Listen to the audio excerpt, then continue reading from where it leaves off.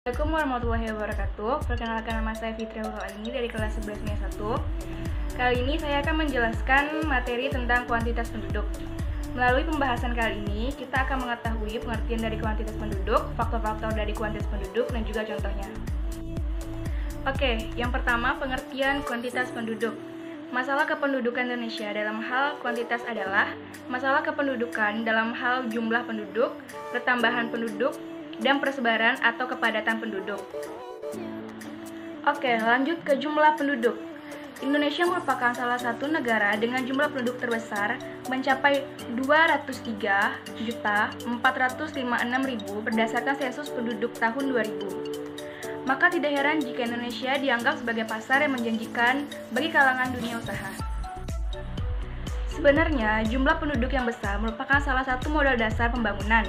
Akan tetapi, hal tersebut dapat terjadi jika sumber daya manusia yang ada merupakan sumber daya manusia yang berkualitas. Namun jika sumber daya manusia yang berkualitas tersebut jumlahnya terbatas, maka banyaknya jumlah penduduk merupakan kendala dalam melaksanakan pembangunan.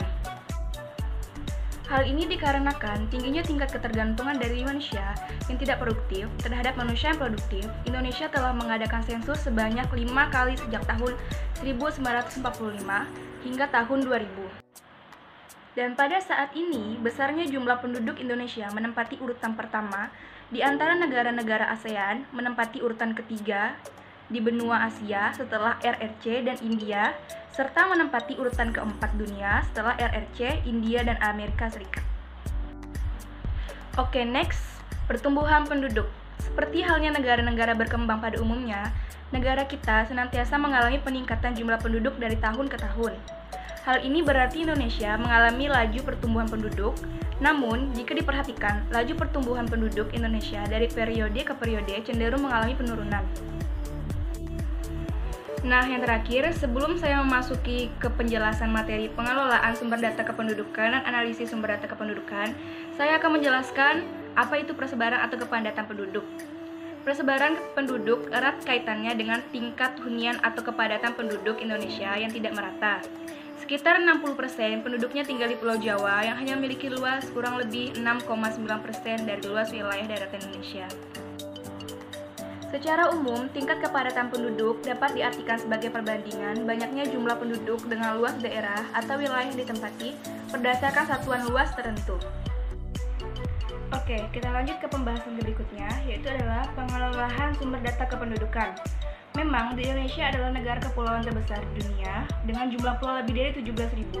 Tapi, untuk mengetahui jumlah penduduk yang ada di negara kita ini, bukannya nggak mungkin.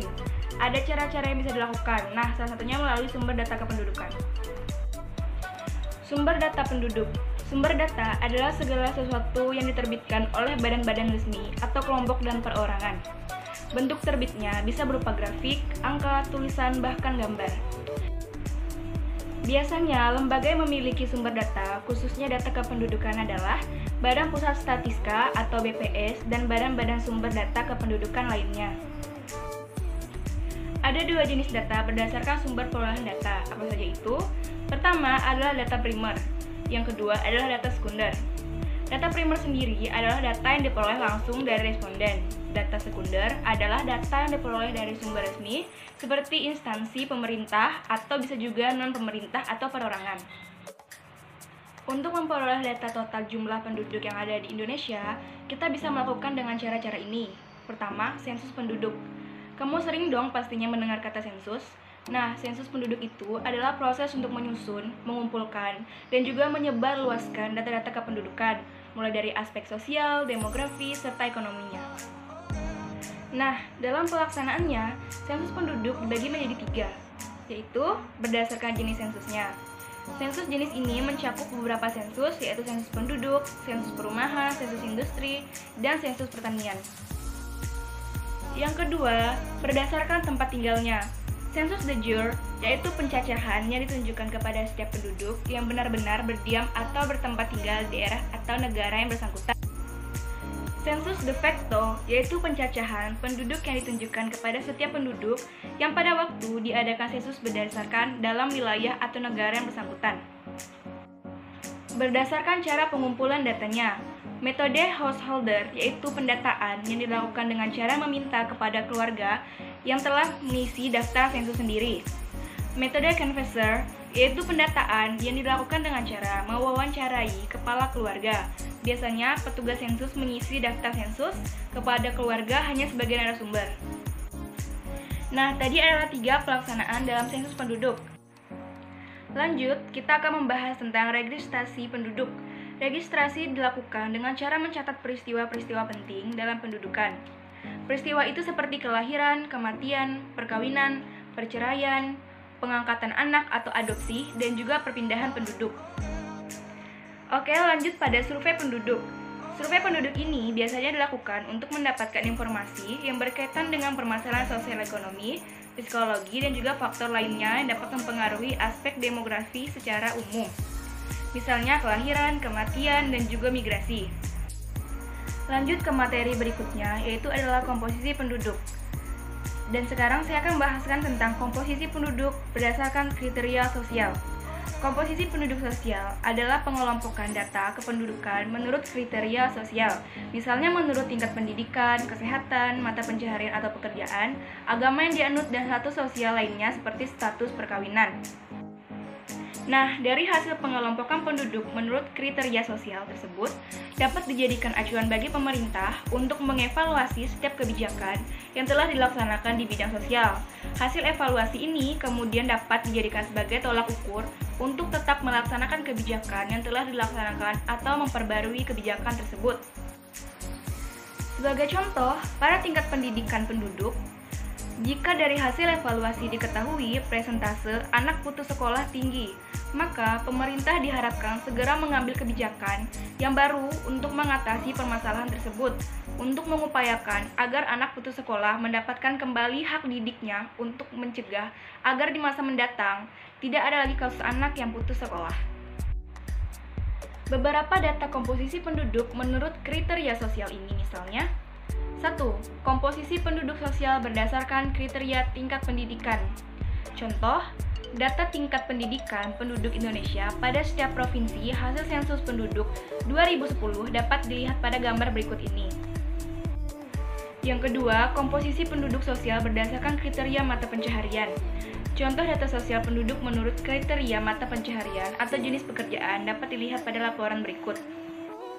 Yang ketiga, komposisi penduduk sosial berdasarkan kriteria kesehatan. Contoh data sosial penduduk menurut kriteria kesehatan dapat dilihat pada laporan data kesehatan dari BPS. Yang keempat, komposisi penduduk sosial berdasarkan agama yang dianut. Contoh data komposisi penduduk berdasarkan agama yang dianut dapat dilihat pada gambar berikut. Dan yang kelima, komposisi penduduk sosial berdasarkan kriteria status perkawinan. Contoh data komposisi penduduk di Indonesia berdasarkan status perkawinan pada tahun 2010 dari BPS dapat dilihat pada gambar berikut ini. Nah, pada materi terakhir, kita telah sampai pada komposisi penduduk berdasarkan kriteria ekonomi. Komposisi penduduk ekonomi adalah pengelompokan penduduk berdasarkan kriteria ekonomi seperti jenis pekerjaan penduduk, tingkat pendapatan penduduk, tingkat konsumsi penduduk, dan tingkat kesejahteraan penduduk. Dari hasil pengelompokan penduduk menurut kriteria ekonomi tersebut dapat dijadikan acuan bagi pemerintah untuk mengevaluasi setiap kebijakan yang telah dilaksanakan pada bidang ekonomi. Hasil evaluasi kemudian dapat dijadikan sebagai tolak ukur untuk tetap melaksanakan kebijakan yang telah dilaksanakan atau memperbaharui kebijakan tersebut. Ada beberapa data hasil komposisi penduduk menurut kriteria ekonomi, misalnya: pertama, data jenis pekerjaan penduduk. Sebaran bidang pekerjaan penduduk Indonesia menurut sensus penduduk 2010 dapat dilihat pada gambar berikut ini. Yang kedua, data pendapatan penduduk. Contoh data tingkat pendapatan penduduk Indonesia menurut provinsi pada tahun 2018 dapat dilihat pada statistik pendapatan Agustus 2018. Hasil survei Angkatan Kerja Nasional yang dilaksanakan oleh BPS pada bulan Februari dan Agustus 2018. Yang ketiga, ada data konsumsi dan pengeluaran penduduk. Contoh, data tingkat konsumsi dan pengeluaran masyarakat Indonesia dapat dilihat dari hasil sensus ekonomi nasional atau Susenas. Dan yang keempat atau yang terakhir, ada data tingkat kesejahteraan penduduk. Contoh data tingkat kesejahteraan masyarakat Indonesia dapat dilihat dari laporan indikator kesejahteraan rakyat 2018. hasil publikasi tahunan Badan Pusat Statistik atau BPS yang menyajikan tingkat perkembangan kesejahteraan rakyat Indonesia antara waktu dan perbandingannya antara provinsi maupun daerah tempat tinggal atau perkotaan dan perdesaan. Publikasi ini menyajikan berbagai aspek kesejahteraan dalam 8 bidang yang mencakup kependudukan, kesehatan dan gizi, pendidikan, ketenaga kerjaan, taraf dan pola konsumsi, perumahan dan lingkungan, kemiskinan, serta sosial lainnya yang menjadi acuan dalam upaya peningkatan kualitas hidup. Sekian yang dapat saya sampaikan tentang kuantitas penduduk. Kurang dan lebihnya mohon maaf. Jika saya ada kekurangan dalam penjelasan atau kurang lengkap, bisa ditambahkan di bawah. Dan juga jangan lupa like, comment, dan subscribe. Terima kasih.